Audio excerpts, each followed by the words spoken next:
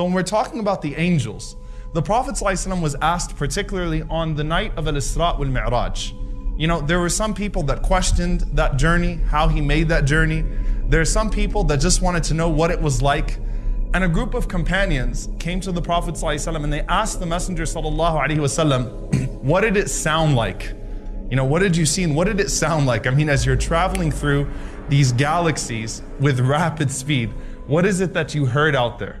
And the Messenger ﷺ, he says, Inni ara ma la taron. He says, look, I see things that you are incapable of seeing. Wa asma'u ma la tasma'un. And I hear things that you are incapable of hearing. He says, Inna as-sama'a attat. Said the heavens are creaking. Attat means they are shaking violently. Wa huqqa laha an ta'it. And there's a reason why the sound of it is like it's shaking violently.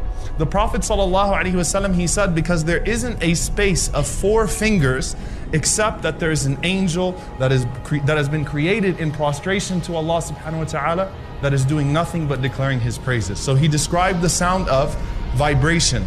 Okay, I want you just to listen quickly to what it sounds like in outer space. NASA actually had a recording from outer space they put up 16 years ago, right before the turn of the millennium.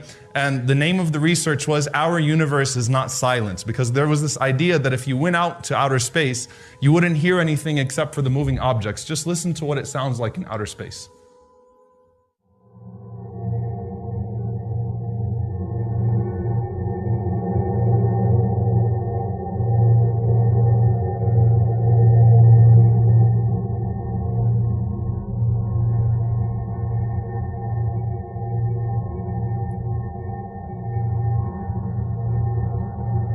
Obviously, you know, that's good enough. You guys can't hear everything, but if you get a chance to listen to it, it's actually quite breathtaking.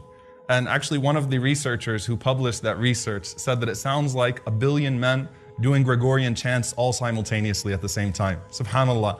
When I heard that, I remembered this hadith of the Messenger sallallahu alaihi wasallam. Inni ara ma la taron wa asma'u ma la tasma'un. Look, I see things that you don't see, and I hear things that you don't hear.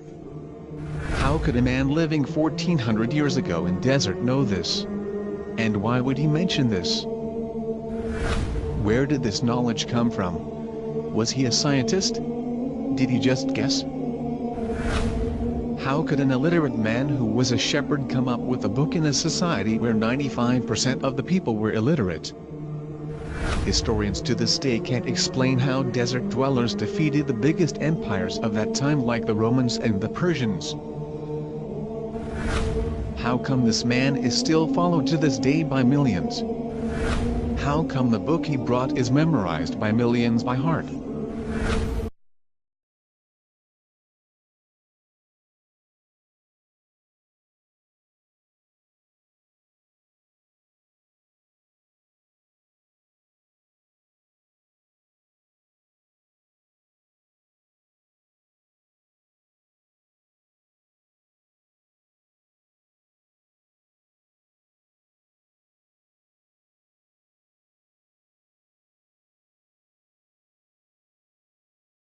تجزعي